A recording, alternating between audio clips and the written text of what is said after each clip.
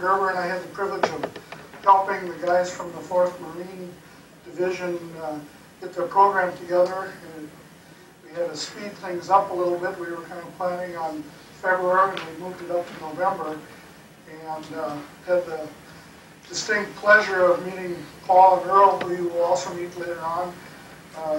Have them over to the house and tell lots of stories.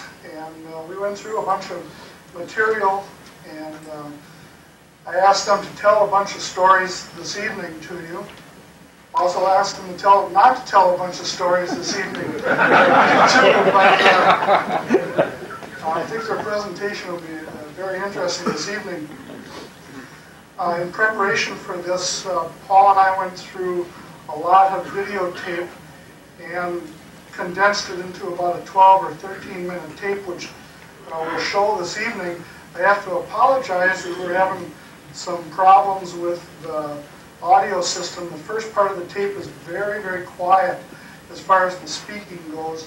Paul may be able to make some comments.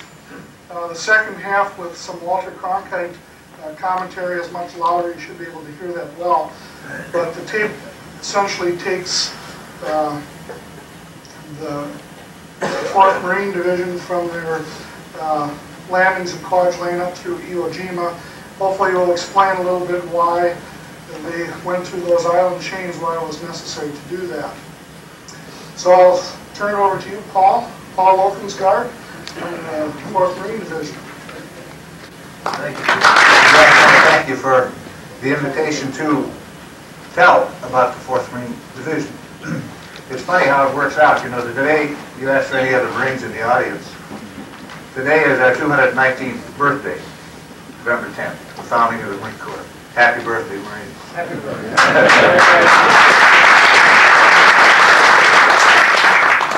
Okay. There's so much to say, I don't know exactly where to start. But, okay, how I think I'll start telling my story is how I ended up in the Marine Corps. We'll go back to the beginning. I'm a Minnesota boy. Went to Roosevelt High School. Whoops, what was that? And got out of high school, went to university. I also got a full-time job working for Pillsbury, flour mills. And the World War II was heating up. You didn't have to be too smart to figure out us kids who were 18, 19 years old, you know where we were going to be. Make good cannon fodder, whether it's Europe or whether it's the Pacific. Well, being from Minnesota, I didn't really relish the idea of going to Germany.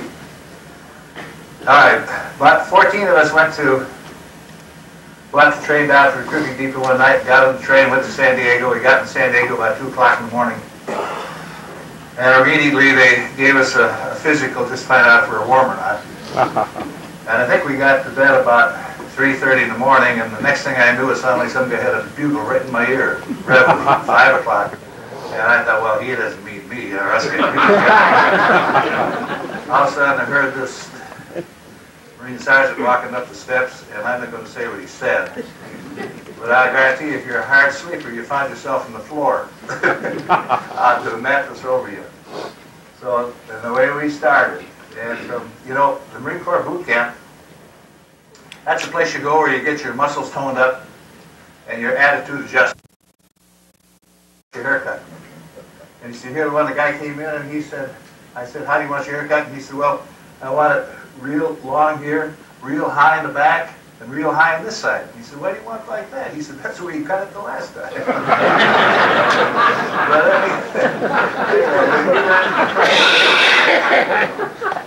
But the first day of the Marine Corps, here you go, and go barbered right away. The guys come in with flowing locks and so on. And how do you want to cut? And it took them about 2 minutes, you know, you had a buzz job.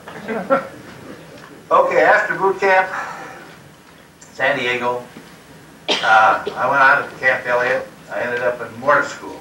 A lot of fun. Classroom in the morning, gun drill every afternoon, and then on to Camp Pendleton. Camp Pendleton. So here I joined an outfit that was formed called the 24th Marine Regiment, the 4th Division. Later on, the 23rd Marine Regiment came from the East Coast, just the oldest regiment. They had maneuvers on Chesapeake Bay. The 25th Regiment came over by boat through the Panama Canal. The division was actually formed on August 16th, 1943. Okay, a little bit of training out the hills of California. You know, you just work in the gun drill and march and keep fit and so on. But one true story, we had a lieutenant colonel, and we always called the colonel Old Man, because remember, we were all kids, and anybody that's 45, 50, he was an old man. But this colonel was a great instructor, and he wanted to make us tough. So one week, the big thing was water discipline, which later on we appreciated, but at the time it was kind of strange. So don't drink water, don't drink water, don't drink water. So we had a water hike one day. We had to go water conditioning hike. And we left at 7:30 in the morning. I think we, you know, in the military, you march, walk 55 minutes, and then you rest 5. And you walk 55 and you rest 5. Okay. Every time we came to rest, you don't drink the water, don't drink the water. So after about 3 hours, it was warm out in the hills and dust, out in California. And all of a sudden, here comes the colonel, behind his Jeep with the driver.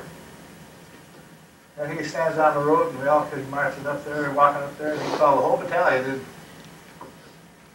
in attention, formation. We all stood there, and, okay, what's going on now? They said, reach for canteens, reach. Well, you know, reach. He said, extend canteens, extend. So we extended, unscrew cover, up in canteen. Wow. Well, none of the officers did. He said, all officers front and center. He did the same thing to them, and he said, return to barracks. He left us out about 15 miles with no water on the way back.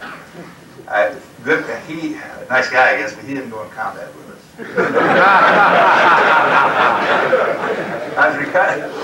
One last story about training. Oh, we did as far as hiking, I met my old Maxwell buddy that headed for Fortune meeting this year. Now back in good old Louisiana boy. And the first thing he said to me, how the hell did we do that hike? I said, what hike? Don't you remember the last hikes we did out in Pendleton? Well, every one of the regiments, to get us in shape, we had to go out in maneuvers. And for about 4 days, field maneuvers. And then we had a 36-mile hike. And you hit 10 o'clock, you know, blue taps, and here's right away, blue reveille, away we go. You practically ran all the way home for 36 miles. We got in the barracks about 6 o'clock, 5:30 in the morning. When you did every rest, somebody had to stand up because you couldn't get up. You had full pack and full all everything. And you know, amazing these guys. Then they announced, we just got in, they announced chow call. Of course, all they guys hit the shower. Then they announced chow call. And then they announced liberty call. And you know, at 7:30 that morning, look, that's crazy. At 7:30 that morning, there wasn't a guy in the whole barracks. It all taken off for San Diego or LA. That was really the real thing. Another experience I had, I was not a very affluent family, but the first maneuver we went on a night maneuver. That was a real shock. It's the first of many, but out night maneuvers, and okay, this is it. This is where we stay for the night. And that was the first night I laid down out there in the rocks and so on, and my helmet was my hat. Later on, the guys got so used to this, and we did get back to Maui, our camp. The guys used to complain that they should have taken some rocks and put them in the sack. We call them sacks in the Navy. That is the sack. Should have taken some sacks, some rocks and put in the sack so they could sleep at night. Okay, then we went through a lot of amphibious maneuvers. We maneuvered off Sacramento. We went up and down these landing nets so often that if we hit a quarter, we don't have a lot of money for it. But one thing you learn very quick, and I get a kick out of watching some of the maneuvers and they're going up and down landing nets on ships. You never put your hands on the horizontal. You always put your hands climbing up and down on the vertical. Because sometimes guys stop, your hands there, the guy above steps in your hands, you got a problem. It's a long way to the bottom of the boat down there to those guys. So you always have the vertical on those landing nets. Yeah, we went, then we had maneuvers off Sacramento, off the California coast. California gets pretty cold in the wintertime. We left after many times they pretended like we were going. But then they were leaving the States. We knew we were going to leave the States, go into combat. We finally did leave after many maneuvers. We finally left on January 13th, 1944 for the Marshall Islands. We didn't know it was the Marshalls, but we found out later on. We never knew where we were going. That was a big secret, but we did find out after we got out there. We get in touch with Tokyo Rose on the radio, because at night we go down to the mess hall. Little Butcher's got to play cards, and he always tried to get Tokyo Rose, and she always told us where we're going. And she told us how their gallant men are waiting with open arms to greet us. So that was how we know where we're going. We went to the Marshalls, actually the 4th Division, and I didn't think this up, but the 4th Division was quite unique. The 4th Marine Division was the first division to leave the United States and go directly into combat, into foreign territory, which we did in the Marshall Islands. These were Japanese islands, these were not the United States. We were also the first to go into, as I said, into a Japanese mandate. The other thing, we had a record that we went into a foreign territory and we accomplished our mission in the shortest possible time that's ever been accomplished. We did it in 2 days. The Marshall Islands is very strategic. It was a base for the submarines. It was a base for the Air Force. They had the pilots. They were hitting weight all the time. And the Japanese were in control, so we went to they didn't tell us, right through the Central Pacific. Total killed, and the Japanese, later on I was going to run the film in a little bit. Well, the Japanese killed us 3,472. We Marine Corps how dangerous this whole situation was. At first I thought this was kind of like a football game. We were getting smarter. We left on February 8th. We went back to Maui, and the Marine Corps, rather than leave us, well, I think Earl mentioned the other day, he said they finally got smart, rather than leave us in some island out there where we get full of malaria and things like that. We went back to Maui, the island of Maui, to our base. And Maui was a very pretty island. It was, the people were great, although there was some problems, and not everybody loved the military, even in those days. But at least we didn't have malaria, didn't have a lot of illness. There again, we got some more replacements, retrained again. I'll say this about the great thing about Maui, of course, we had to be clean shaven every morning. Well, we did not have any hot water. So we had showered always in cold water. We never had sheets, we never had pillows. We had 2 blankets and a cot. This is what we slept on. We had a little thin mattress. That's what we slept in. That's where we lived. And our big our fun, other than Liberty, which the people were nice, but every night everybody got down to watch the movie Rain or Shine. You had to sit in sandbags, raining cats and dogs, and watch the movies. There you'd sit. Well, great bunch of guys. But later on, wasn't long until we got back in February 18th. All right, on May 20th, we got some more replacements. May 20th, we went on maneuvers, and then we went to Pearl Harbor, Amphibious Maneuvers. We sailed for Saipan on May 29th, and on June 15th, matter of fact, last year was our 50th anniversary, we hit the island of Saipan in the Marianas. Now, Guam was our possession, but in 1917, after World War I, they gave the Marianas, with the exception of Guam, to Japan. So no Americans had ever been on Saipan or Tinian or any of these islands. And of course, the big thing in those days, we were asked to kind of keep a lookout for Amelia Earhart and see what happened. Of course, well, we never found anything. Well, we found us a lot of trouble. Okay, the battle for Saipan. I was going to say, if you ever want a thrill, go in an amphibious operation, and especially into enemy territory. Now, we were the invaders. These guys knew their land. They had all their coordinates. They had everything measured out. So when you go in, they really got you zeroed in.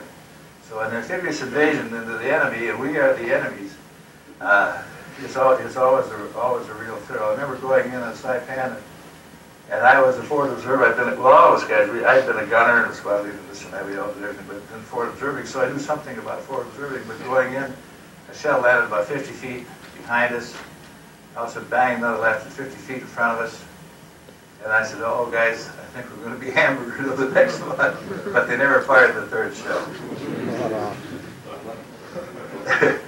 But later on, that night, we made a pretty good beachhead. The big thing with the Japanese, we always were on the lookout for was a banzai attack. We kind of hoped they would do it because we put up tremendous defensive position. And if they would do that, no, that's up to the general, it would always shorten the engagement. But unfortunately, the general on Saipan, also on Iwo, on Tinian, he didn't do it. But they didn't do it. They ran what we call prairie dog operation. We had to dig them out and harass and infiltrate. They came at us all day and all night long. So that always prolonged it. I could tell a lot of stories about Saipan, but well, I don't want to think of the bad things, but I think the American fighting man is the greatest thing. Now you land there, you go in with about 2 pairs of socks, and you all had K rations, and we all had C rations, but we had D rations.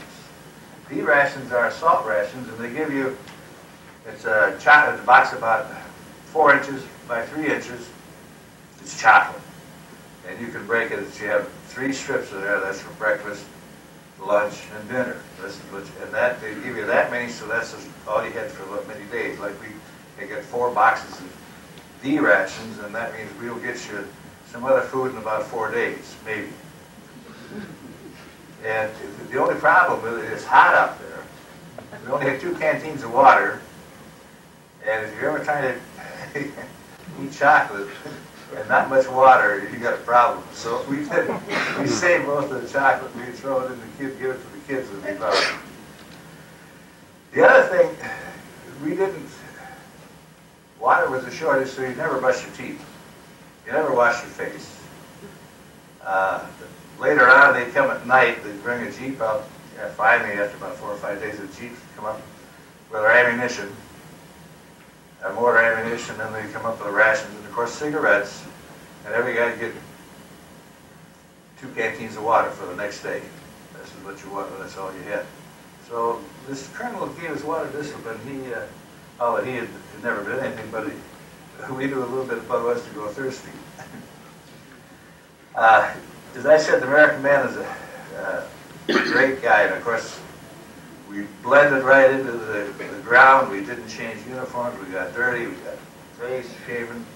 Everybody carried a spoon, and they'd be sitting and eating sometimes the key rations or something. We'd make something, and the guy would say, "Boy, if my mother could see me now, how I do dishes, he'd take it from away, put his hand up, and put it back in his pocket." And sometimes you get in firefights, and the guys would say, "Hey, my mother told me I'd have days like this." And then the other guys come out. Shells going around. He said, "Wow, I just dreamed I saw my wife going down with a brand new Buick with a boyfriend. She got my life insurance." But every day there's always something going on to crack everybody up. Always like that. We finished the Battle of Tinian in July. I got that figure, but just so I can look it up. But it finished.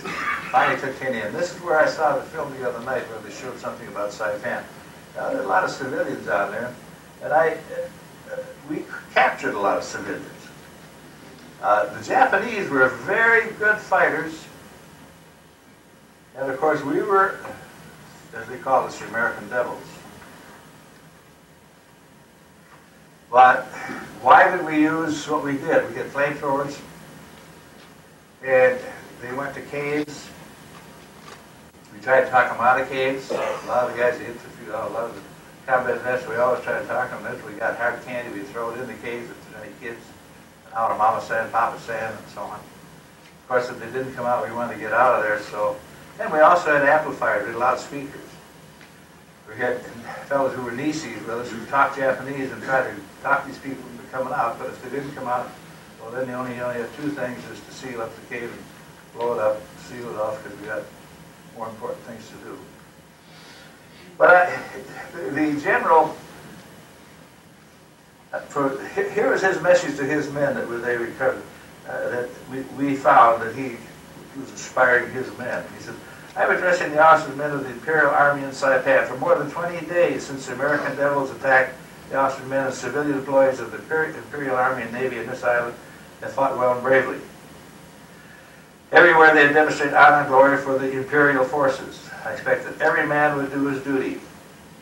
And he goes on to say that he wants our fallen comrades have fallen one after another. Despite the bitterness of the defeat, we pledged 7 lives to repay our country. In other words, each Japanese soldier was ordered to take 7 of us with him before he died. And this is what they all wanted to do, because a lot of them had committed suicide. Well, there's a lot of stories, and I can go into detail, and I've got 4 other guys. You know, the great thing about the Marines, you always hear, you fellows in the service, you know how it is, you always ask for volunteers, you, and you, and you, and you, but when I'd ask our guys for volunteers, these guys would always step forward. There's no problem. They said, I'll go with you, I'll go with you. But anyhow, I've got some other fellows here tonight that later on you can ask questions and talk to them. Whoops.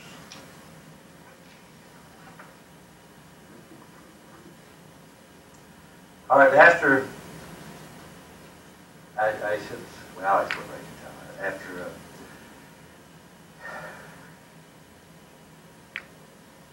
well, some things I don't want to, it's kind of tough because I started thinking about these guys and I started breaking down, so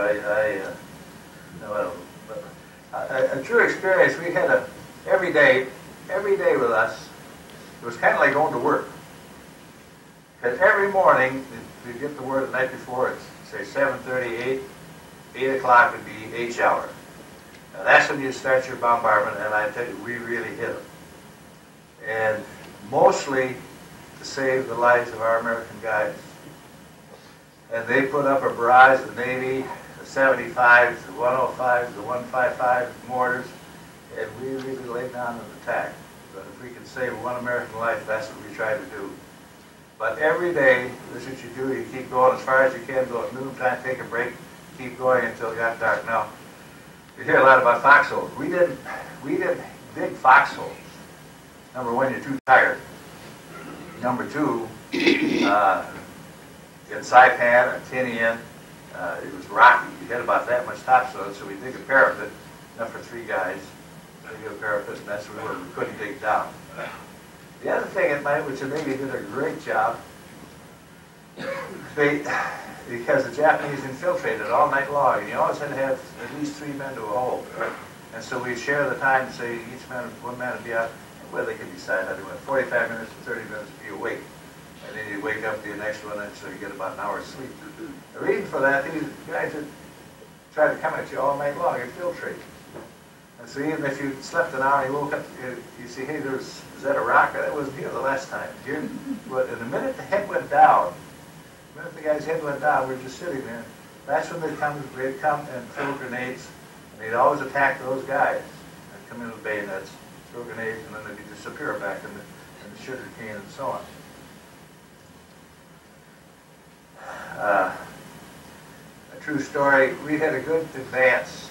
Now that we broke the back of the Japanese, had them on the run. And you go from one day to the other day, you don't know whether it's Sunday or Monday or Tuesday or Wednesday. It's every day, it's the same. I never will forget this. We had a good advance, and I was up on a ridge. They just taken Hill 712. It's a high hill, and I was sitting on the ledge. There's 4 of us up in the OP. My mortars were behind us about 250 yards. And all of a sudden, we had a good field. We always put up a tremendous defense fire, just tremendous. All of a sudden, I heard counterattack coming. We had telephone. Counterattack, you would stand by to fire. Well, okay, so all of a sudden they said, "God, and they commenced firing. Everybody commenced firing." I wish I'd had a camera or a VCR or something. It was the most beautiful field of fire I've ever seen. Machine guns interlacing fire, and the tip that lit up, the star shells were going on it. Here you had the 60 mortars, the 81 mortars, 75 millimeters, the 105s, the 155s, the naval gunfire. I said, "Holy smokes!" I said, I couldn't see anything out there. I said, "There's nothing could live in that." I said, "What day is this today?" And look at he said, "I think this is the 4th of July." I said, "Uh-oh, some general is getting jollies out. He's got a 4th of July celebration." But there wasn't any, but it was a beautiful field of fire. We had a picture of that. It was unbelievable. Later on, you probably heard the other night, I saw this movie on Saipan, it was on Discovery, and they had some of the things that was wrong, but the Japanese scared, we had a lot of Koreans. They had Korean laborers. They had civilians. And they scared, or threatened, they had these people so panicky of us, and of course those guys used to say, "Well, I can see why they're scared of us. If my mother could see me the way I look now, she'd run through the back door too." We were pretty tough. They were scared the life out of these people. I know we captured the Japanese general's boy. He surrendered. And he had 2 Catholic nuns, Spanish ladies, very elderly, been there since 1917. Been in an island, and they were scared of us. Although we were nothing to be scared of, we were good at them. But they just scared of us. Like up in Marby Point, they scared these people so that we would kill them and rape them and kill their children. So they stood there and they threw their kids off the cliffs down in the water.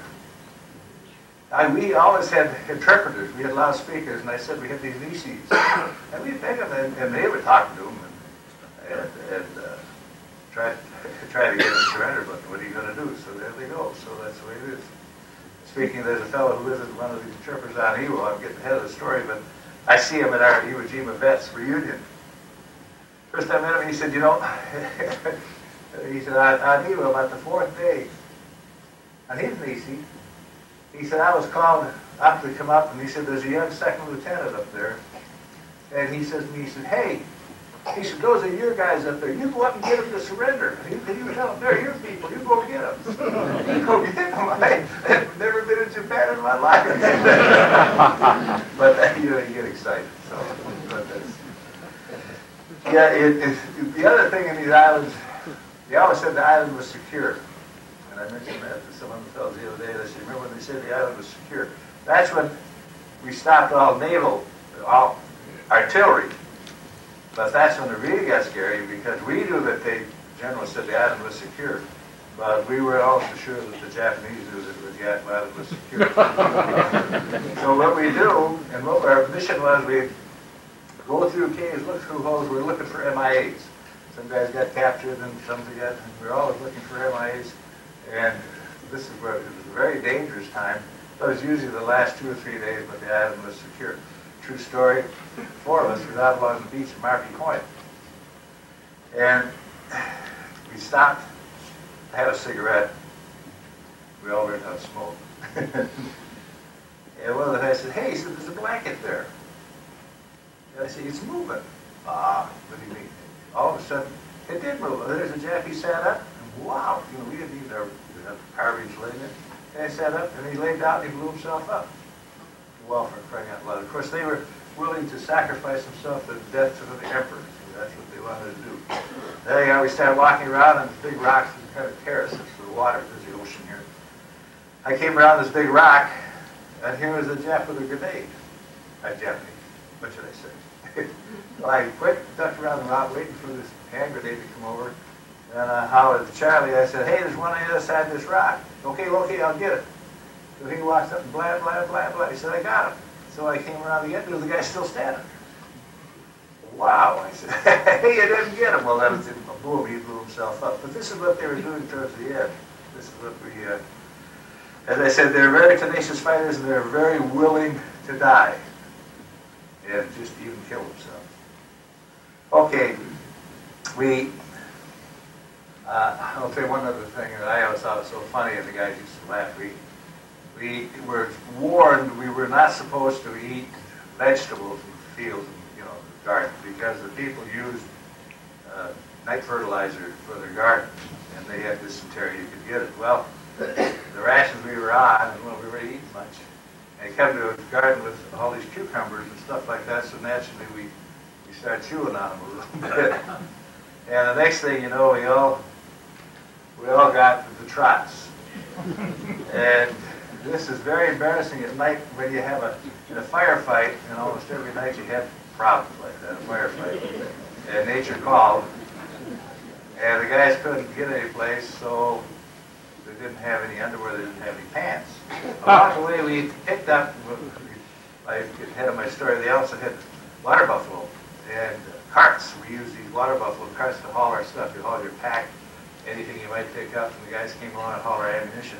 These water buffalo, but we did pick up, it's funny you said, I wish I had pictures of it. So, a supply of Japanese raincoats. He had fine rubberized raincoat, black. So here are these guys, and they say, boy, if your mother could only see you now. So they had the black raincoat, had their hat on, their cartridge belts, their duty belts, and then their leggings and the boots and their dirty white legs. And they had nothing underneath. That's what they were doing. But it was a lot of fun. We had a lot of fun. So when the guy had to go in a firefight, and when he said, oh, in the four-letter word, you know, he had a problem. Well, we rested up a few days, then we got the word we're going to go to Tinian. One of the fellows are going to talk about Tinian. I'll get into it, but we don't hear much about Tinian, but they're talking about the Enola Gay. The reason they took Saipan and Tinian, because these became the airports. These became the airports for the super forts. I got a little ahead of my story. When we first landed on Saipan, the Japanese Navy came down the chute, and this is where our aircraft carriers went to meet them, and they call it the Mariana Turkey Chute. Our pilots, Navy, Marine pilots, they shot down over 400 planes. And they tried to get at us, but fortunately they were ready, and we blew their fleet right out of the water, so they couldn't get at it. This is the beginning of the end for Japan. We rested about 5 days, then we went to Tinian, and I'll show later on how it happened. It's called the most perfect invasion. Tinian, both the Marianas are kind of like the Hawaiian Islands, pretty little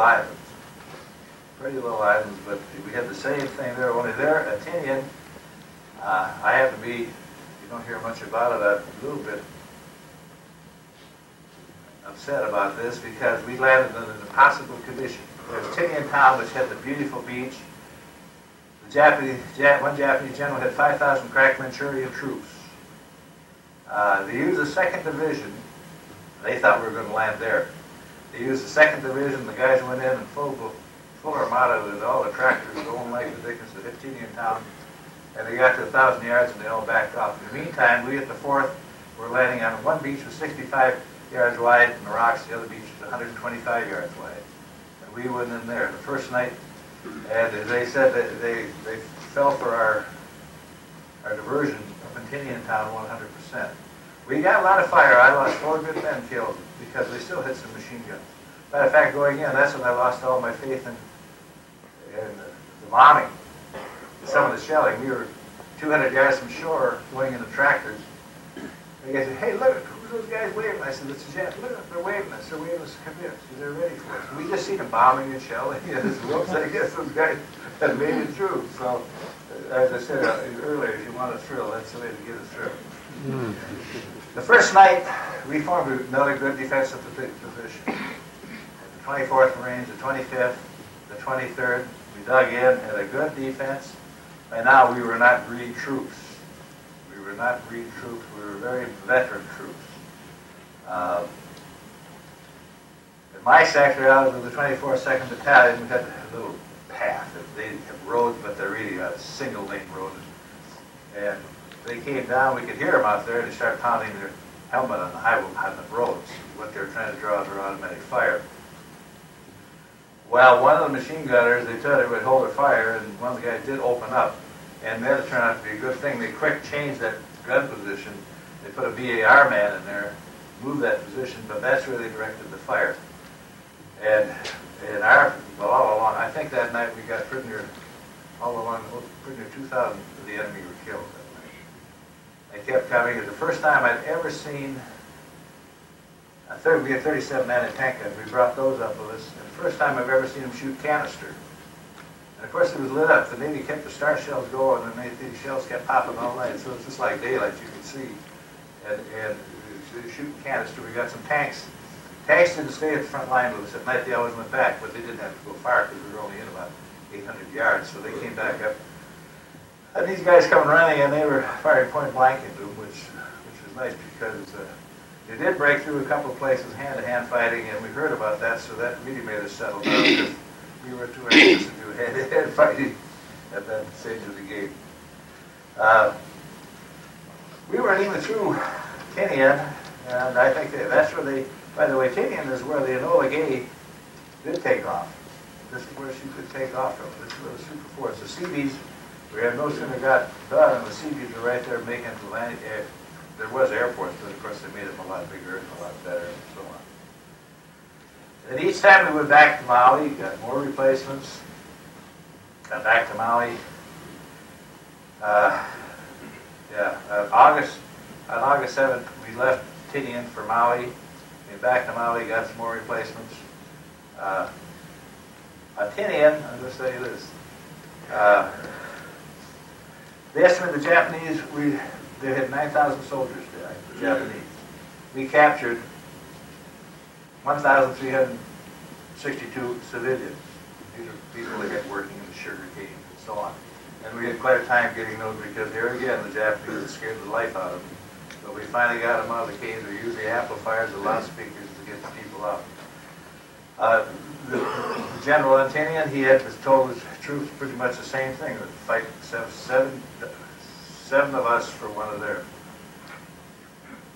Later on, we came back, regrouped, got more replacements, and then we left for, on January 18th, 1945, we left Maui for Pearl Harbor.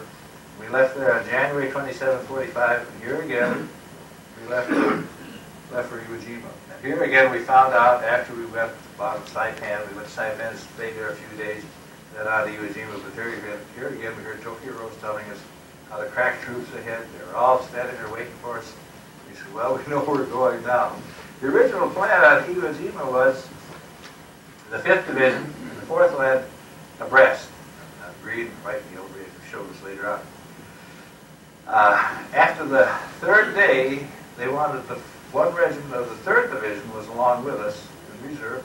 They wanted that to come in and squeeze us out. We were going back aboard ships, and then we were supposed to go on to Okinawa, which was, we said, holy smokes, but that's the way it is. But actually, it turned out after the 3rd day, we were in no condition to go anyplace.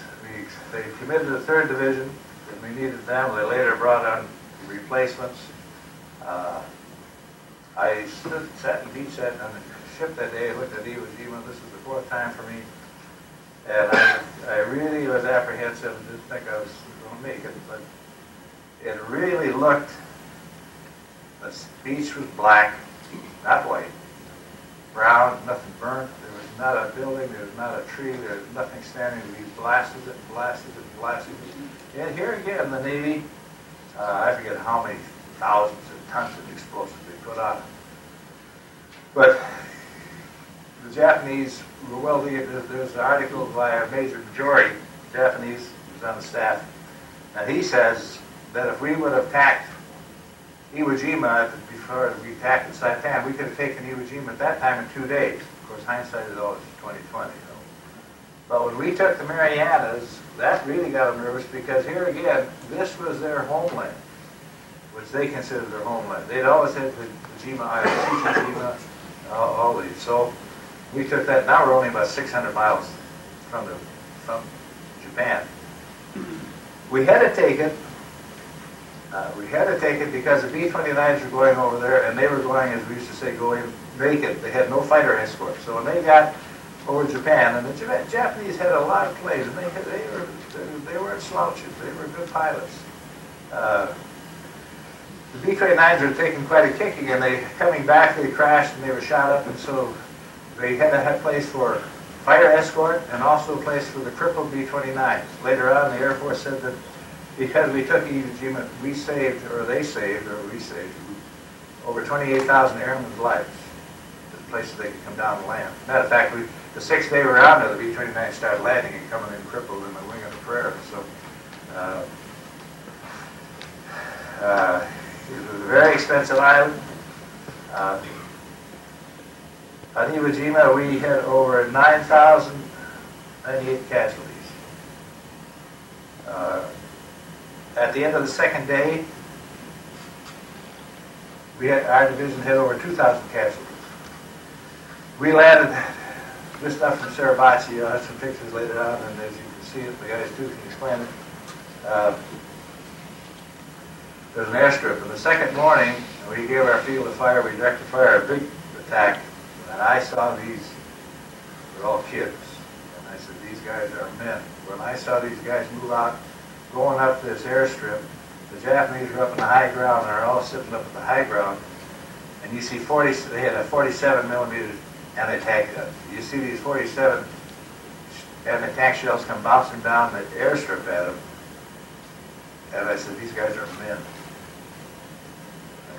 I couldn't believe it. Jets had about 150 pillboxes around this first airport.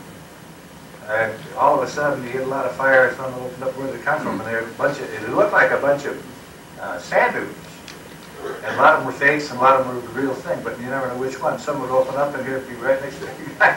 I didn't even know it was there. So it was really, as we used to say, like prairie dog fighting, and that's what we got used to, and this went all the way through. Some days you wouldn't make 100 yards, but every day we attacked. Every day. I think on March 5th, that was the first day we hit February 19th. March 5th was the first day that we had a day off. No one moved. They gave us a rest so we could regroup. But every day was the same thing. Some days you only make 100 yards. The guys up in the meat grinder, up in Hill 382, that was a high point. I sat up in Hill 382 and we laughed about it at the time. It will show you some pictures. Once you're fighting, it rocks. And it was a sulfur island. It was hot. You sit down at night and it was hot. One side it was cold up there, really. We came out of the Pacific. The Japanese had wool uniforms, so we were freezing, and it was about the same latitude as Missouri in February. It gets kind of cool. We just had little dungarees. So they did fly us blankets, so we had a blanket to put over at night, but the blanket on top, but the other side of it was hot because it smelled like sulfur. Some days it kind of rained, it drizzled, and then everything was kind of steam, and we would say, boy, there's a hell, this looked just like this place. And it smelled like burnt matches all the time, and sulfur matches. A true story on Hill 382, I sit up there, I peek around these rocks and directing fire, and you live by the azimuth. We got a note to call for an airstrike. Okay, so the guys carried panels, kind of a hot pink, hot orange panels, oilcloth. The guy wanted the pilots wanted to know where the front lines, so they lay out these panels to show which way the front lines. And there would be about 25 feet laid these panels. And I saw them lay the panels out, the guys laying them out, and all of a sudden we said, panels are out, and the guy told we could see flying. He said, we can't find them, where to display your panels? Well, the Japanese weren't dumb. They saw what we were doing, and they came out after the guys, they picked up the panels. We didn't have any more panels, and they stole them. But that's how close. You can see, sit up there, you see our guys down there, and you see the Japs just on the other side of the rocks there. So it was something. I could go a million stories, but I don't think I'll do it. They estimated on Iwo that there was 22,000 Japs killed by the three divisions. We counted almost 9,000 in our zone, and they estimated over 1,000 were sealed in caves. On Iwo, there was no civilians. Our division only took 44 prisoners. They gave us the word, don't endanger yourselves. They didn't need the information, so don't put you or your men in danger to take prisoners. You really no intelligence information. So if they didn't want to give up, that was too bad. Now we also have some pictures. I think, Jim, should we show the tape, and I'll show how the Japanese had dug in on Iwo. So they had planned to make 18 miles. They all lived underground. you walked along, never saw them, you see little stacks, chimney with like on top of a chicken coop. And here's where the air underneath. So of course we all put grenades, but they all had a crook in it. And even their caves. The rock down there was soft. It wasn't hard rock. That's why it absorbed the concussion so easy. And all these holes in the caves, you could stand and shoot them all day because they built a blast wall, and then they went around. They dug around. But you could take a knife and just cut right through it. So it's real soft rock. It's almost soft as sandstone. So that's why bombing and shelling really didn't do a lot of good. They also, first time I'd ever seen it, they also, we used to call it the wobbly. They had a rocket, and you could see this thing coming, and it was not, well, it looked like a garbage can. First time I've ever seen a rocket, and we tried to get it all the time, and this thing would come through the air at night, leave a big tail, and boy, when she came down, it really, really dug a hole. It really dug a hole. True story, I was back by the guns that night. Charlie, little West Virginia boy from Bluefield, West Virginia, he saw this rocket go off. My phone rang. Didn't have orders to do this. He said, "Hey, Loki," he said, "that gun is right on it. He's on right in front of me, about 50 yards. He said, why don't you fire 3 for effect?" Well, you know, at night, of course, it's lit up, but you fire a mortar, that's just like sending up a Roman candle, you know. We fire 3 for effect. He said, "Bingo, right down the ravine, you got him." And I said, "Good." You know, all of a sudden, hear this tail. I said, "Oh, okay, we're only 500 yards away." I said, "Oh, God, this looked like a short round." And it landed about 30 feet behind us. And I said, "Who said that thing ain't accurate?" They dug a big hole. Some of the guys got all covered in sand. So next thing the phone rang, and the CO, he said, "Logan's got to knock off that BS." So we didn't fire it anymore at them. But we found out why we couldn't ever find that thing, because we saw what they were launching. All they had was the 2x10s, about 10 feet long, in a stand, and this is what they carry, and this is how they launch that. It's done electrically. So there was nothing very easy, very maneuverable. So they were letting that thing go all the time. And I think they were kind of scared of letting it go too. Okay, that's me, huh?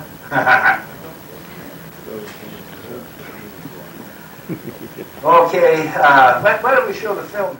Admiral Nimitz had chosen 2 of the Atolls Islands for invasion, Kwajalein and the southern tip, assigned to the Army's 7th Infantry Division, and going to war at Twin Island in the north. Here's Kwajalein. Lessons extensively learned at Tarawa were applied. Naval gunfire was increased. The tracked landing vehicles were escorted toward shore by armored Amtraks. Nearby islands were occupied as artillery sites to support the main landing.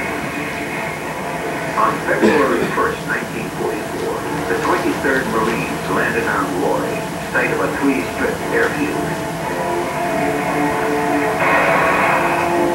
Within half an hour, in 100 separate fights, the Marines had battled 400 yards inland. By evening, they had reached Roy's northern end.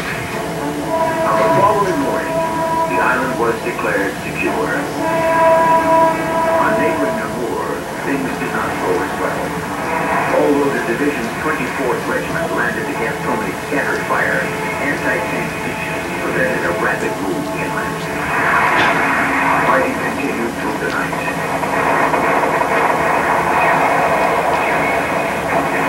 At dawn, several fierce counteractions were thrown back. On February 2nd, when the Marines reached Namur's northern shore, the island was declared secure. By the 7th, all of Kwajalein Atoll was in American hands. In the Japanese naval base in front, Admiral Nimitz continued his well-ahead-of-schedule Central Pacific campaign with a move into the Marianas. Capture of this island group would not only knock the Japanese supply lines in the south, but also provide bases for B-29 strikes against the Philippines and Japan, less than 1,500 miles away. 3 of the 15 volcanic islands in the southern Marianas were selected for invasion: Saipan, Tinian, and Guam. 8 battalions of the 2nd and 4th Marine Corps, part of the 5th Amphibious Corps, moved through the roiling surf toward Saipan's west coast invasion beaches. Rocket-firing gunboats blasted the pit seen by 5 Mile Island, whose terrain heavily favored the defenders.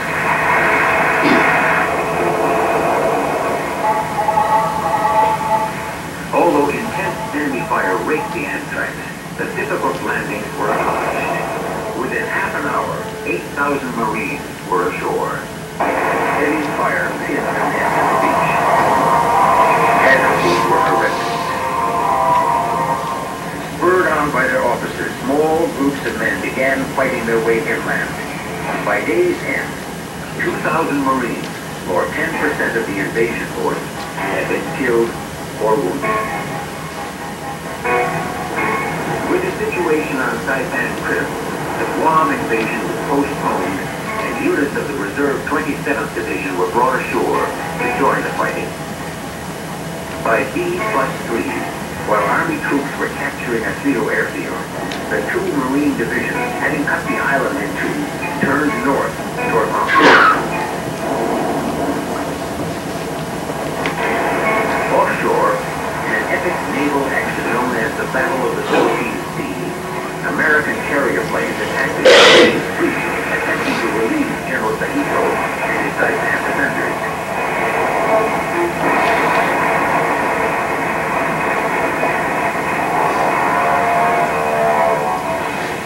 What was called the Great Marianas Turkey Shoot, Navy and Marine airmen destroyed more than 400 Japanese planes, effectively crippling Japanese naval air.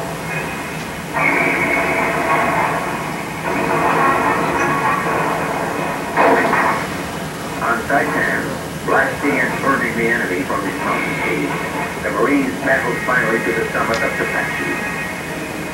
The surviving Japanese fled northward. Along with the 27th Division, the Marines moved out in pursuit toward the enemy's final refuge at Marble Point. Fighting in Carapan, Saipan's largest city, was especially difficult. The defenders battled from inside the rubble of destroyed buildings. By July 9th, 1944, resistance had ended. The weary Marines came down from the mountains in victory. The Japanese had lost 32,000 men, among them Admiral Chuichi Nagumo, who had commanded the naval force that struck Pearl Harbor.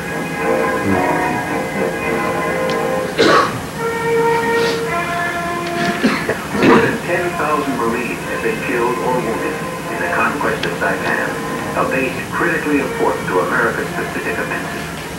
But in this, as in all previous island campaigns, the United States Marines had prevailed. This is what the sacrifice of the foot soldier was for. This airplane will carry the burden of the war to Japan. This airplane will end World War II.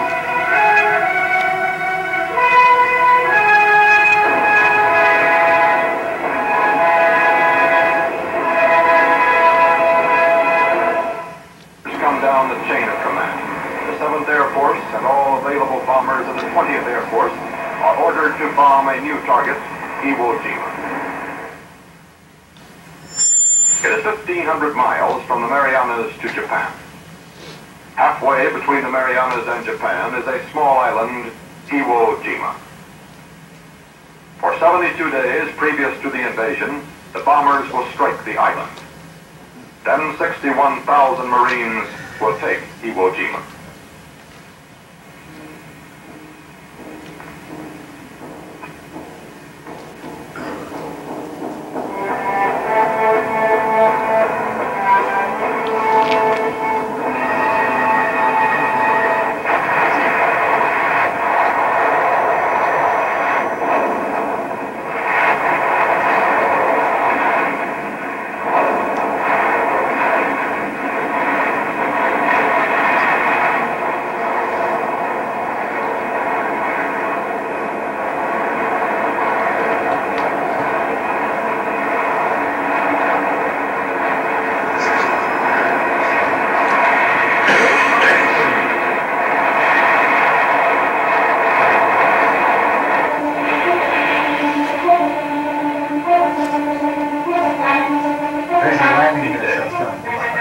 January 19th,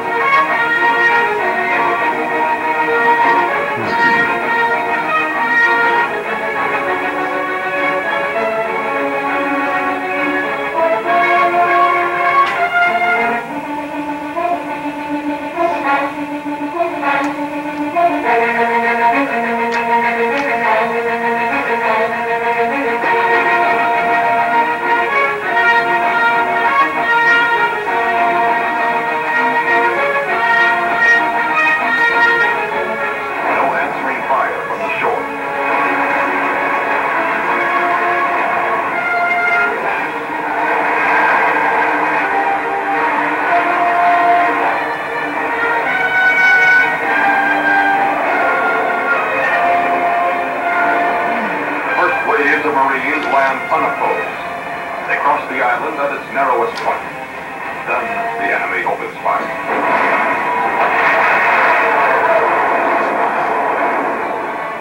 Naval and aerial bombardment have caused little damage to the enemy's fortifications.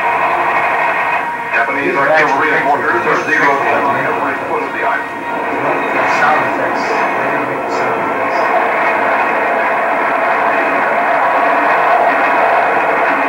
Very noisy place.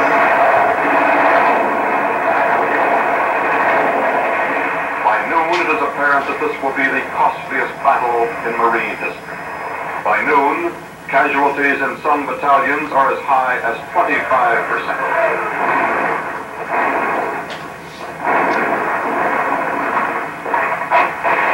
Surface ships are called on to support the Marines.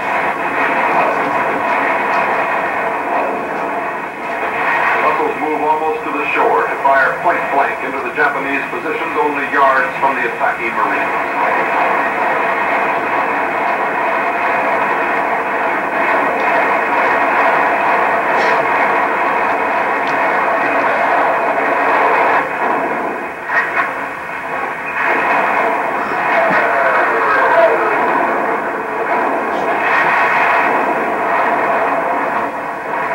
Tank attack fails.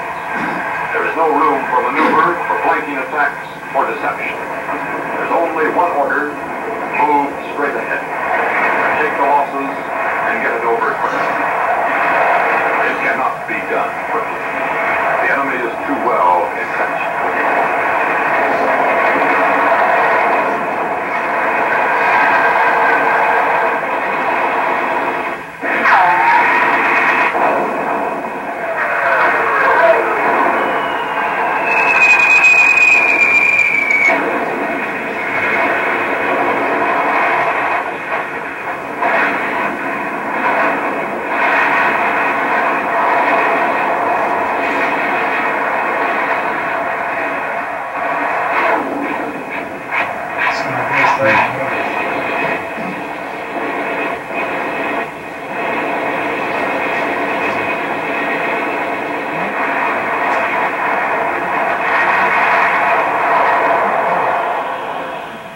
The Marines take Mount Suribachi.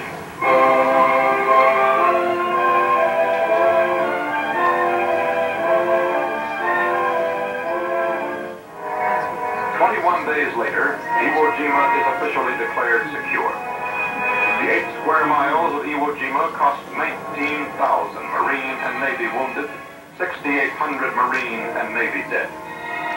The price is fantastic, but the price had to be paid.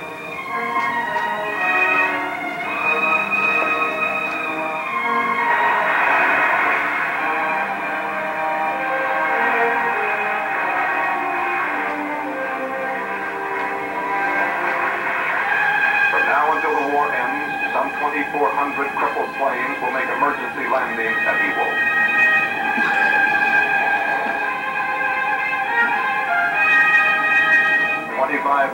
American flyers who might not have returned to the Marianas will be saved because the Marines took Iwo Jima.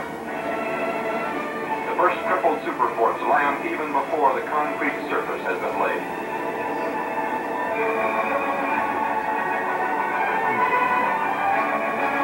This is 6 days after we were still fighting when this guy came in.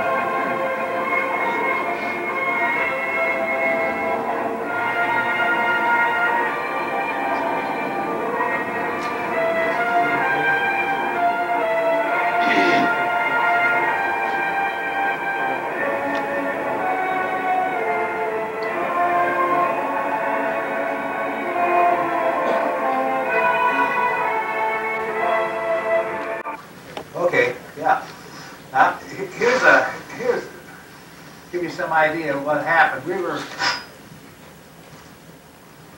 the United States over there to Maui, was it 2,800 miles? Of course, we spent an awful lot of time aboard ship. The ship. Ooh, that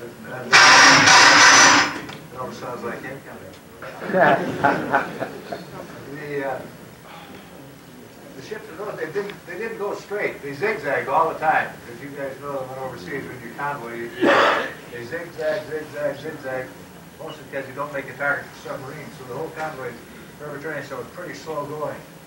But here we left. Oh, I got the wrong one. This is the deal here, yes. Now, the United States and San Diego is over here. Here we came here, then to Maui. The first time we stopped there a little bit around Maui and maneuvered.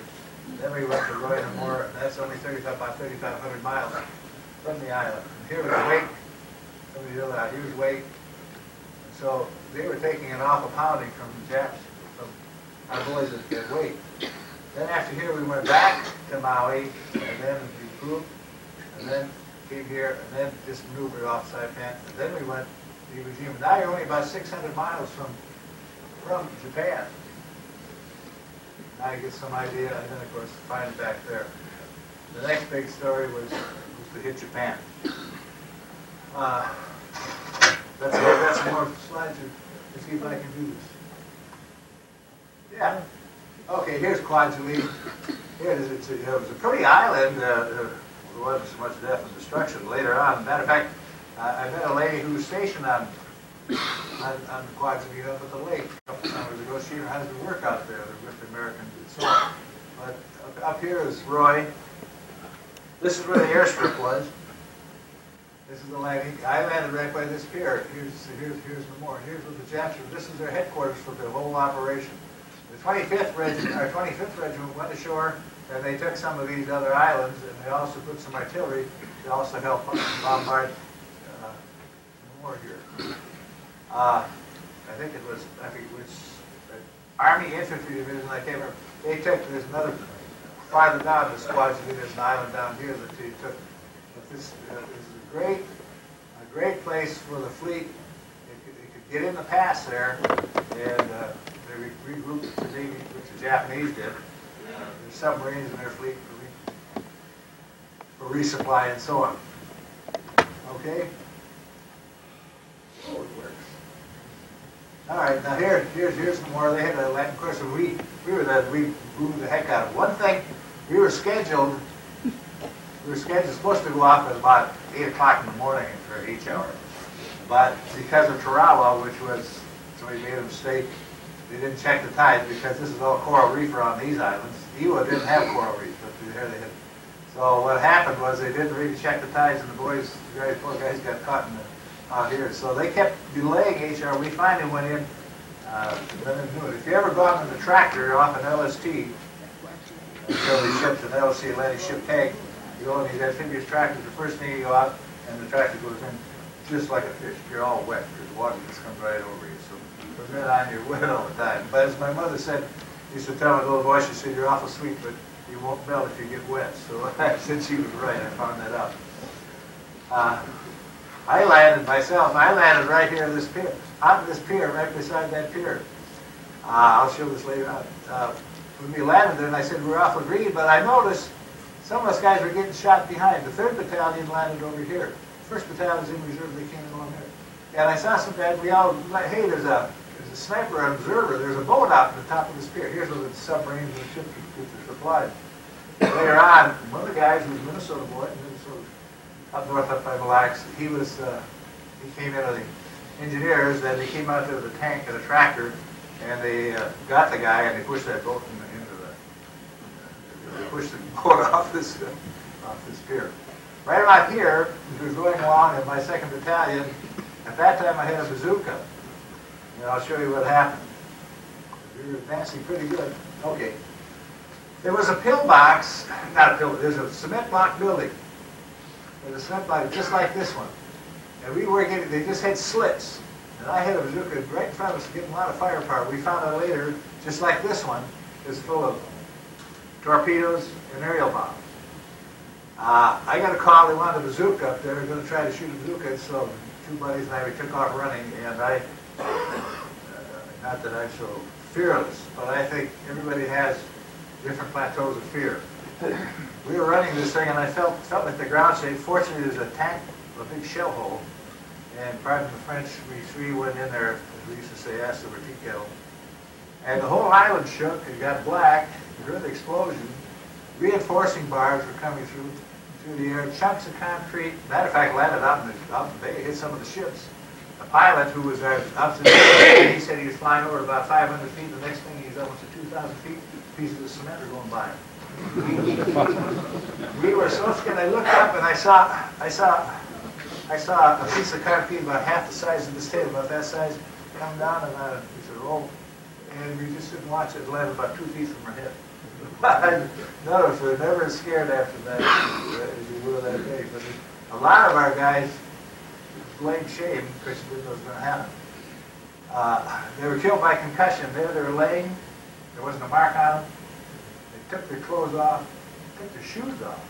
Concussion. They were laying without a stitch on them. Of course, they were there. That's what concussion can do to you. So anyhow, we did this here. About this. There's another building like this, and then we got orders: don't attack it, don't shoot it. And they went to work and tried to get them to surrender. Why is this guy have any clothes on? The Japanese had a different grenade than we did. You see in the movies, you know, you guys in the Army know this, but you see some movie actually pulls the pin out of his teeth. And I said, man, he must not have any teeth left. Our grenade, you got to pull that pin. But the Japs had a little grenade, they just punched it. Well, if you came up to you, go to get close to you, they walk up to you and grab your hand and hold the grenade and blow you both up. That happened on Tinny and those guys and so on. But so the first thing we do is make them take their clothes off, and then keep away from them, and then send them back. So you don't get close to them because they might hand you a grenade. Then it's too late to do anything about it. Here's that explosion. When this thing went off, I was about 75 feet from it. We were and boy, if that don't put the fear of God in you, nothing will. This is taken from the other island of Roy. Now, this is no more over there. There's a causeway between them, but this is really here. Of course, there was no airplanes left out there. Okay, I'll talk about Maui a little bit. Here's our base, Maui. This is Giggle Hill. And here's the... Oh, I get too many complicated things. All right, here's the 23rd, 24th, 25th Regiments, artillery, and so on. But Haleakala was up there. Very nice place, and we accept a lot of raid. I should tell us if I should tell it now or not. The Hawaiians and Holo, they got to call us Maui Marines, and we were the only Marine division on the island. Later, I had a football team and we were undefeated, but to tell you the truth, I don't know if my wife appreciates it to be here tonight. In 1979, we were back to visit Maui, Hawaiian Islands, and some of the places I've been. And whenever I travel, whether I'm in Europe or here, I like to be a tourist, so we go on a tour bus, and I like to sit behind the bus driver over there, I ask questions, you know. So I was on this tour bus, and the chunky Hawaiian driver, and I got talking to him, and I said, did you ever hear the Maui Marines? I said, I was here many years ago, you hear the Maui Marines? And he said, were you a Maui Marine? And I said, yeah. He said, Daddy!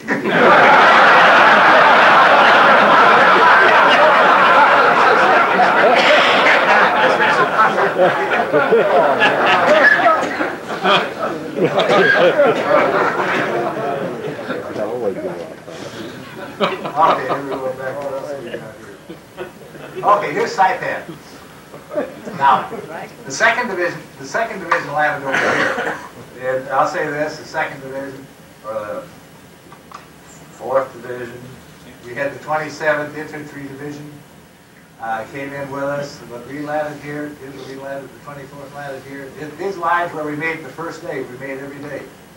We put the 27th Division down here, that's the airfield, and we swung up this way. The second division swung up that way. There's Sharon Canoe, Garapan, and so on. When I was talking about guys jumping off the cliff up there, it's all up here. Say Hill 712 is right about there. Here's Tapachu, this is the high mountain.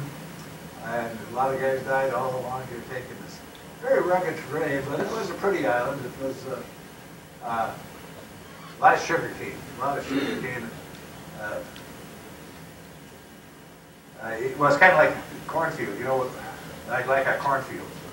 But they were getting we had a lot of problems that night. But anyhow, we go through the sugar cane field. We had a couple of tanks go with us. It's kind of like hunting pheasants. You go in front of skirmish lines and get a lot of fire out of this. Let's get them. Okay, so we walked through there. Tanks were spraying, and just like through the sugar cane, like a cornfield. Got through, didn't see, not a bird flew. Didn't see anything. What do you know? Here, a machine gun opened up on us after we just got through, but they were dug in pretty good. So we said, well, heck, we'll let the next guy see for us. So, okay, then we went back from Saipan, back to Maui, regrouped, retrained, got some more cannon fodder. I forgot, here's Tinian. I was talking about, here's Tinian Town. By the way, Tinian Town was the first place where the Air Force used napalm bombs. Here's where the 2nd Division pulled a big feint, and the Japanese general on this island, he figured this is where the nice beaches were, this is where they figured that we'd be landing, here's an airstrip, but here's the airstrips back there. And it was a pretty flat island. It was a flat, and this is what they had wanted for airstrips. This is our gateway to bomb Japan. We landed up there. I landed on a little beach there. The 25th line, 24th line is here, the 25th line is there. And we got some, I think I got some other pictures, I don't know, we'll see.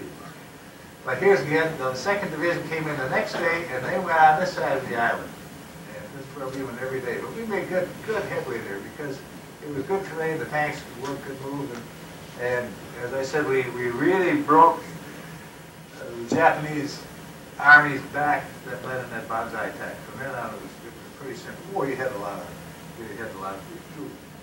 skirmishes and some attacks, but nothing big. So it went pretty good. Then back again. Here's the Iwo Jima.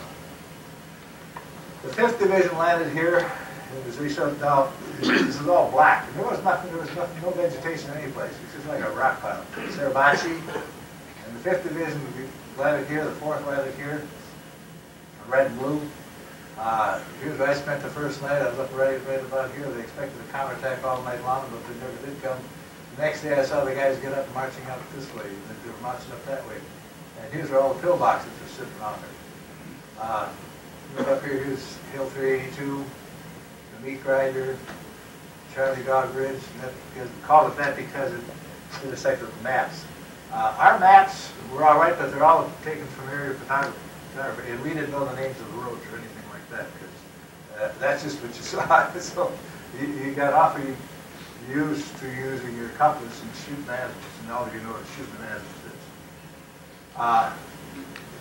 I mentioned this to Lucas, who was a writer, and I mentioned my old colonel. I said, I wish I could talk to somebody from the Navy. Towards the end of the operation, of course they kept it up at night, but the Navy, and there was no coral reef, it was cold water. We were sitting up about here, and we knew they still had a couple 88s left. You guys in the Army know what 88s are, because they got it from the Germans, the 88s, so they use them for airbursts and stuff like that. But we were sitting up here one day in the afternoon, and I know Riblin said, yeah, Lucas was up there interviewing them, and I said, you remember seeing that APA? We always went on APAs. And nice ships, they held about a battalion, 12 like that. And here the ship come pulling in here, real close, and we said, uh-oh, and here the sailors were all, I want to get a better look at the island, you know. And we said, uh-oh, we're going to have fun now. We'll find out where the 88s are. And the guys are all hanging on the wire. Fortunately, the captain of that ship, he swung it around, and they started down anchor. Uh-oh, watch out, and bang, and 50 feet off the fantail, the 88 shell. And bang, another, I never saw it just like kind of like an outboard. Anchors were going down, and this guy got full speed ahead, and the water came out, and the anchors reversing away, he was getting out of there. But I was glad, I wish maybe the guy just did it just to give the boys a plus a look, or whether it was really for the fun of it. But he said, uh-oh, we're going to see fun now. But that's, of course, we're glad they weren't hit, but nevertheless, he said, look out, here's going to be fun coming here. Well, that's the island. It was I was talking to a young Marine a few years ago who was in the last contingent of Marines. We gave it back to the Japanese, and I said, "Did you hear that?" And now they were talking to him, and he said, "I was the last contingents on there." And I said, "Yeah, what it was like?" He said, "Boy, the Japs took over, and boy, would they give us a hard time." He said, "Man," he said, "they didn't like us at all." So I guess they hadn't forgot it, just didn't like us. Here's some more, as I mentioned on Iwo, there's black sand, and on this kind of stuff you couldn't even dig in. Because you dig in, and you later, there's so much shell going on, they didn't fill up the hole, it just kept coming in on you. So you dig and you still be on top, so there's no such thing in a hole. But that's why we always, you can see the guys there with the leggings underneath it. Yeah, some guys tucked them in, you're afraid of bugs or something, otherwise just kept them up. Those leggings are great. Okay, now the Japs, I should say Japanese, I don't want to offend anybody. Do it for the sake of time calling them that. They had built, they were planning on trying to build over 18 miles. They planned to build 18 miles of underground, and they could do it easy because of the rocks. And this is from the Japanese now, and this is how they planned to fight us. For example, they'd have a guy up here, and we'd come in like this, and while this guys are working on here, then he runs around here and shoots in the back. They had these caves all around, and there's all underground. That's where they lived, and that's where they were. So as I said, it was really prairie dog fighting, and it was too bad, but that's the way they wanted to do it. Later on, I'm going to ask you if you want any questions or something like this. See what else we got these slides. Jim's done a great job. Okay, when we came back to Maui, and I said the Hawaiians were great people. We landed at Kauai. We had support. We always landed at Kauai. That day we landed here, and I happened to be in one of these trucks. And here at the port, they had this sign up. I don't know how they knew we were coming. But anyhow, I was going up through, they had all the schools out, and all the little kids were waving American flags. It was very impressive. So that's what we did too. Later on, they dedicated this B-29 to our 4th Division, and this took a lot of raids over Tokyo. There's the 4 battles we were in. The 4th Division, we were actually only in combat 63 days. But those 63 days we fought every day. And in those 63 days, I'll show you. Here. When we left the States in January of 1944, this is our total strength. 17,086 men. Our total casualties for all operations was 17,722. Now the reading was set up because we had replacements. So they came in and replaced everybody. But that gives you an idea of what happened. Here it is on Iwo Jima. There was over 9,000 killed in action, died of wounds, so on. Poor guys. Saipan, we are here. Indian. And our 14th, you fellows were in the Army, artillery you find it. Our 14th Marines, in the 63 days of fighting, they fired over 600,000 rounds. So it comes to about 5,200 rounds a day. And that's a lot of shells. Yeah, that's another thing. I might mention, I've forgotten it. You think it's really heavy work. Somebody's got to figure it out right. Every guy carries about 45, 50 pounds. And mortars, you got part of the mortars. The other guys carry, when you land, you got your shells because they don't come in later on. We have no trucks. They don't come in later on. So everybody carries between 45 to 60 pounds. You either got shells or guns or stuff because you can't go back and get more ammunition. So it's a lot of work. And if a guy goes down, we just have that much more to carry. Oh yeah, here's the goal. I can see you got a better picture of this. Okay. This shows better grand total wounds and so on. Oh, in our division book, the 4th Division History, I didn't know who, I can't remember who was combat correspondent, but he was with us taking pictures all the time. On the way to Iwo, I was always reading, and as some of the guys noticed, I was always out of uniform, see, because board ship, I like to wear these penny loafers, they suck those in. Hey, I was sitting there one day, and he said, hey, Paul, he said, hold this. I said, hold it? Yeah, pretend you're reading a letter. And I said, read a letter? He said, yeah, I want a picture of you. So here it is in our official picture. The guy came from home getting the letters, so, you know, I said, on a meeting with you. I didn't know he put that in. Okay. Thank you, Jim.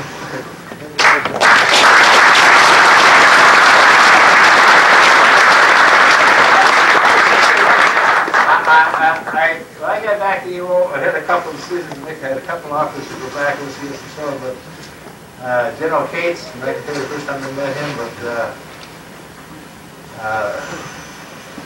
on the company board, I had to think of the time I told the colonel, I got to think something over, and here on the company board, it said any man who had been in 3 engagements or war, if he wanted to, could be transferred to Pearl Harbor and would see no more combat until the war was over. I told a few of us left, there's 10 of us, originally, 2, and they're good buddies of mine, and I said, guys, I said, I'm going to Pearl Harbor, regardless. And I just knew what it is, so they thought about it too. I said, my scary thing about Japan, and we go to Japan, and we know how we fought on Iwo Jima and these islands. The Japanese are tenacious.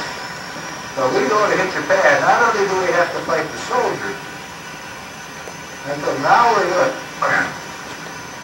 to take this guy's house away from him. And so now that we fight the soldiers, get to the soldiers, now we got the guy who owns the house, he's going to fight us, and his wife is going to be mad at H2, and she's going to fight us, and all the little kids are going to fight us, so we got real problems in Japan, really invaders. Anyhow, I went over to Pearl Harbor, and I ended up as... Okay. I take this pretty fast. I ended up, just one more thing. I ended up at the main gate of Pearl Harbor, and I thought I died and went to heaven, and I'll tell you, so... With the main gate, open gate, Liberty. I'd been there 3 nights, I guess it's because I'm pretty big, but it was a spit and polish outfit. Nice guys. All of a sudden, one night, the duty NCO said, hey, they want to go to dance, the girls want to dance. I said, what are they talking about? Oh, the Wades. He said, they call us about every 10 days, they want to dance, so we're going to have to wait back, so we'll get trucks. And I said, we're leaving in about 30, 45 minutes. And I said, what is this? I thought I died and went to heaven. And we were a very busy place. The main gate at Pearl Harbor was very, very busy. And it was a fun place, a lot of action. Main gate, guys getting in and out, cars and so on. And all the big ships are coming from the Atlantic. Very busy place. But one day, the Force Striper, an old man we call him, I suppose he's 45 years old. He came in and he said, hi. He said, how could I get to Moana Hotel? And I said, well, the bus is right around the corner, so you know where the Force Striper is. Then you don't, you can ask him. He said, I just brought my cruiser around from the Atlantic. And just then we had 4 admirals, and 4 of them, whenever they went in and out of the gate, we had to log them in or log them out. Now I was in the guards for time to but one of the sentries hollered, Admiral Taffet out. And this Force Striper said, who did he say? You Admiral? And I told him. He says, that old son of a bitch here? I said, well, sir, I said, do you know the Admiral? Yeah, he's at Annapolis. He's a year or 2 ahead of me, but I know him from Annapolis. Well, I said, sir, I said, here, go that way. He lives down the street. That's his house, about 4th row down there, 4th house down there. And I said, what are you taking a bus for? Well, he said, I said, out here at Pearl Harbor, we have Navy has a motor pool, and they haul these lieutenants and ensigns and JGs. All they have is a piece of paper in their hand, they haul them wherever they want to go. I said, you sit outside, I'll get you a car. You're a Navy business? He says, yeah. Pretty soon I called the motor pool, and the car came up. He went out, shook my hand, he went out, shook a couple of sentries in. He said, Dan, he said, I love you Marines. Whenever I get to Newport, I always check with you guys because you Marines know how to operate. So, okay, that's good. Now I've got one to introduce some other buddies of mine from the 4th Division. Jim Jackson. I'll go by alphabetically. Who's Jim Jackson? Huh? Okay. No, go ahead. This is Len Jansen. No, this is Len Jackson. This is Len Jansen. And I can't be without Len. Len was a corpsman. Len was a corpsman, and we love these corpsmen because when you went down, it was always nice to have these corpses. I was a college student in Chicago in 1942 at DePaul. And one afternoon, a bunch of us guys were at bowling alley shooting the breeze, and they said, God, we're going to enlist in the Navy at the end of the semester because we don't drink. Well, at that time, I was 17, but I thought about it, really. And I thought, holy God, I don't want to get infantry either. I almost flunked Cub Scouts. I literally flunked Boy Scouts. If you've ever been in those sloughs and swamps between Shakopee, which is my hometown, and Bloomington in the winter, you know it is not fun camping out there at that particular environment. And eating those overcooked pigs to throw in the coals was not my fun in any form or fashion. So at the end of the semester, I went downtown Chicago, and I enlisted. Fine. Transferred to Farragut, go through boot camp. Because I was a college student, they figured I'd do something to school, form the school. And boy, was I sent down to San Diego Naval Hospital, one of the largest hospitals in the world, with sheets on the beds, pillows, real food. Oh my God, how lucky can I get? Of course, I didn't know what else San Diego had. That was a fleet Marine Force. And I was lucky. I had nice duty. I thought, anyway, I worked in the section for a while at the hospital, and I worked in plastic surgery for a while, and one day I saw the duty list, and it said so-and-so and so-and-so. Now, I thought it was the Food Machinery Corporation. I thought, okay, FMF, what is it? Some of you guys know about Campbell yet. So we get there, I still don't know what the hell it is, you see. And we get there, and we get off this bus, and we go to this place. Script. Oh, God. We have the script. What happened? We're going to get new uniforms. Oh, fine, that's okay. Well, off goes our whites, all right, and all of a sudden, all we see is a sea of green. Green shorts, green T-shirts, green towels, green khakis, green this. Everything was green. Oh, what in the heck is going on here? We thought, we had been transferred to the Marine Corps. So here's a poor guy like me who couldn't think of anything worse than being in the infantry, ending up for 3 years in the Marine Corps infantry. As a hospital corpsman, a frontline corpsman during most of that time. Most people aren't aware that the Marine Corps does not have its own medical corps. The Marine Corps depends on the Navy. So when we got transferred into the Marine Corps, we wore Navy uniforms. The only way you could tell, Marine uniforms, the only way you could tell we were Navy was by our ratings. We wore Navy ratings on our Marine Corps ratings, but we wore Marine Corps emblems, the whole schmear. All Marine Corps, period. And no female nurses, it was all male nurses in our field hospitals, et cetera, et cetera, et cetera. Except on Maui, where we did not have a hospital, so we sent our patients there to the Army hospital that was there. But we oftentimes worked in that particular hospital. Our training was pretty, limited. Let me say it that way. I had a professor of anatomy and physiology in corps school who taught at the University of Minnesota. He used the same textbooks he used at the university, and we went through that textbook in 6 weeks. You can appreciate that our anatomy and physiology was quick. I conclude you. But we learned quickly. We have no choice. And we're certainly quickly on the front lines because we supplied all the medical care for every division or units of these types overseas, particularly. We had about 1,000 medical people involved in the 4th Marine Division, from the 4th Marine Battalion, the medical battalion.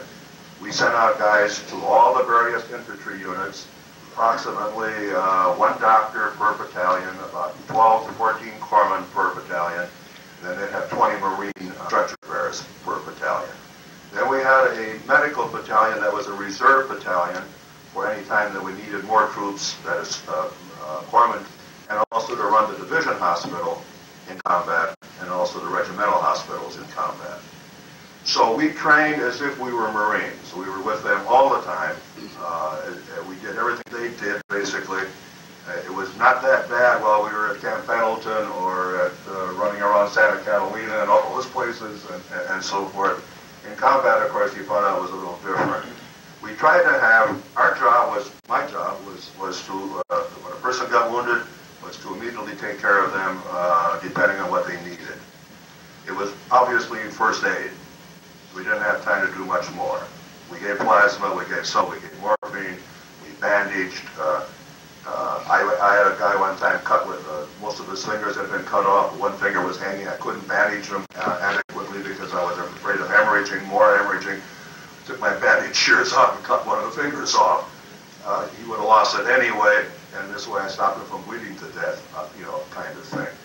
Then we usually have right in back of us, maybe 200 yards, a battalion first aid station where these patients would go to, these wounded fellas. Well, normally they were 200 yards. You saw some of that beach at Iwo Jima. There, sometimes our battalion first aid stations were measured in feet from us, from the front line. Because we sat there for almost 4 days on Iwo without moving, literally. Our beaches were full of wounded. If you saw the casualties, we had almost 5,000 casualties the first day. You can appreciate that 2 corpsmen in company, or 13 corpsmen in a battalion, we were kept busy. The 4th Medical Battalion replaced itself almost twice during the war.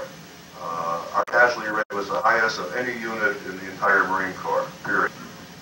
We had, on Iwo, we had almost 1,000 killed and wounded. 3 Medal of Honors on Iwo, for example.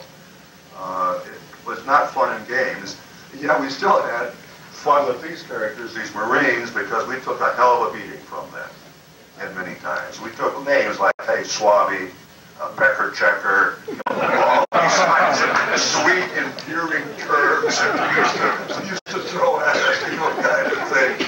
But we knew they really liked us. But of course, if they didn't like us, we could get back at them. Because, every time we went into combat, they had a shots, a whole bunch of shots.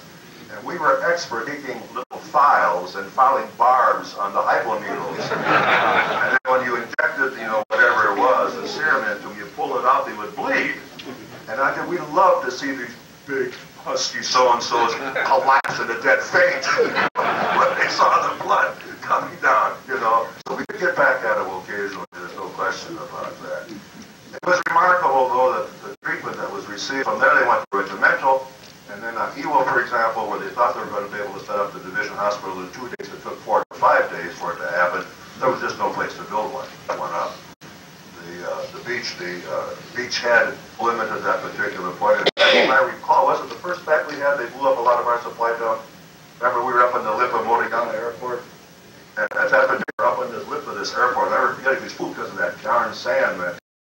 And the Japs hit us, hit our supply dumps. And we didn't know which way we should run, right for the Jap line or which way, because our own stuff was hitting us, flying all over the place, kind of thing. In fact, there were about 4 days when they were literally being piled up on the beach of Iwo Jima. They figured that we had 10 times as many casualties as they anticipated. Well, with 10 times more casualties, that meant also that corpsmen were casualties. There were casualties, that meant you had less casualties being taken care of.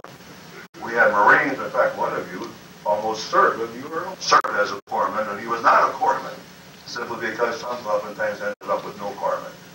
They just weren't available anymore, kind of thing. Then they went to Division Hospital, and once they got to Division Hospital, and off to those ships, we had 3 hospital ships off of Iwo. The Samaritan, the Pinckney, and another one.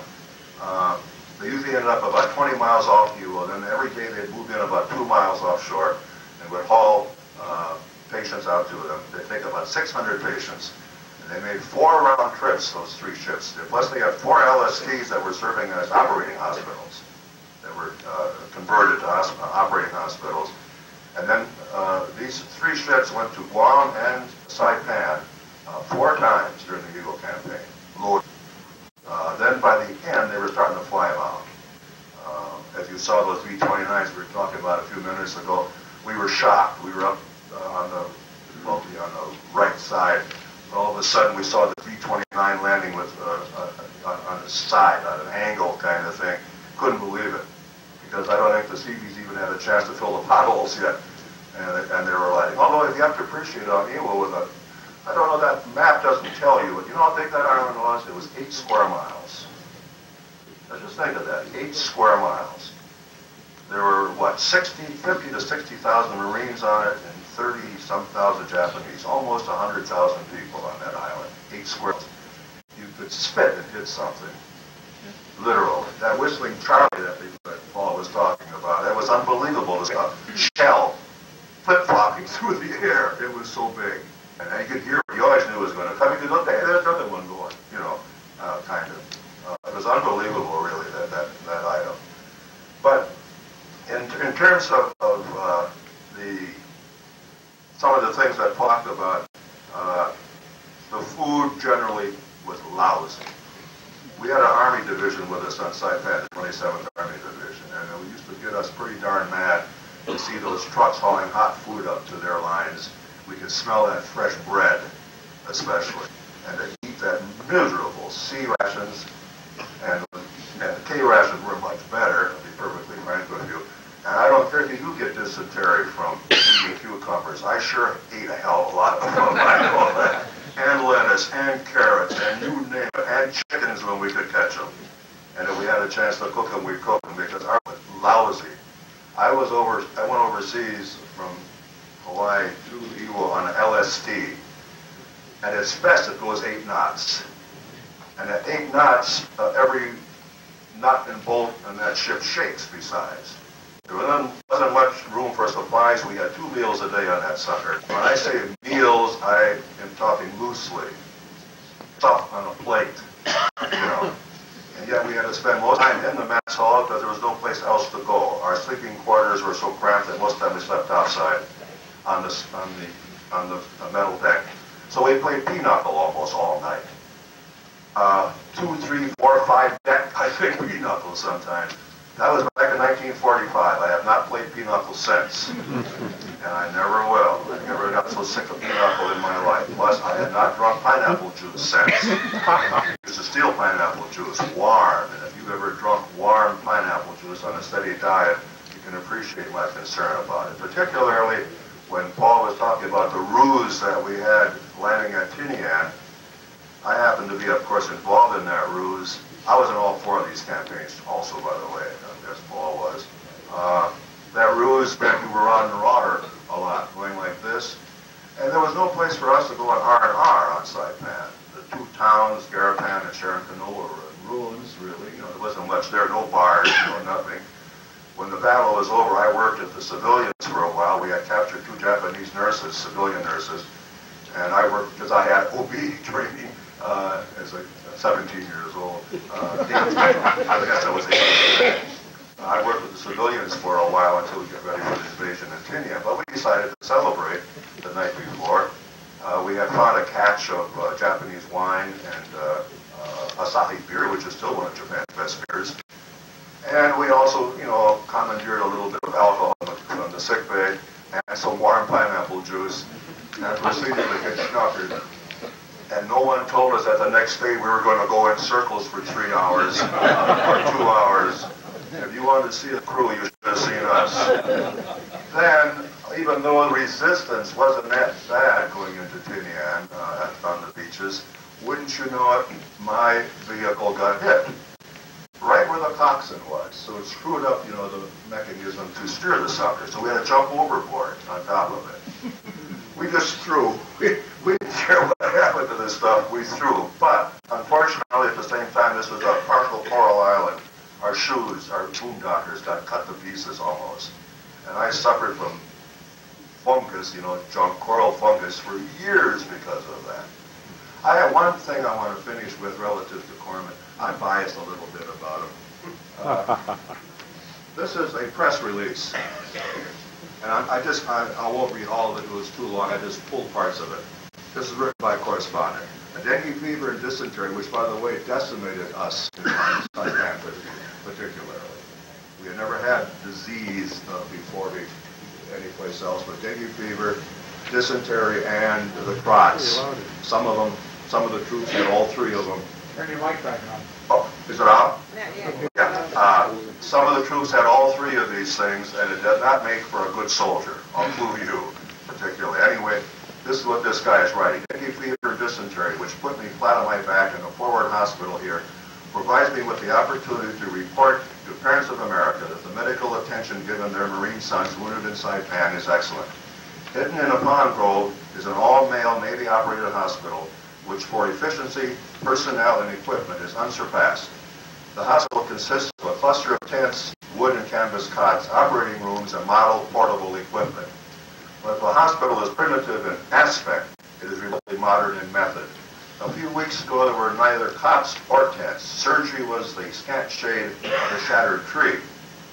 One of my administering Navy hospital corpsmen has been pharmacist third class Leonard Jansen, who walks with a slight limp and a grimace of occasional pain because of an injury received from a hand grenade on the front.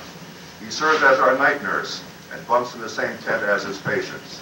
Since our landing on Saipan a month ago, the daring and courage of corpsmen in rescuing wounded Marines under enemy fire has become almost commonplace. Here one sees their opposite nature. This is why I wanted you to hear this. One couldn't ask for a kinder, gentler, and more considerate nurse than a Navy hospital corpsman. Staff Sergeant Dick Tennelly, Marine Corps combat correspondent. It wasn't even written by a Navy correspondent. It was written by a Marine correspondent. I'm done, Paul.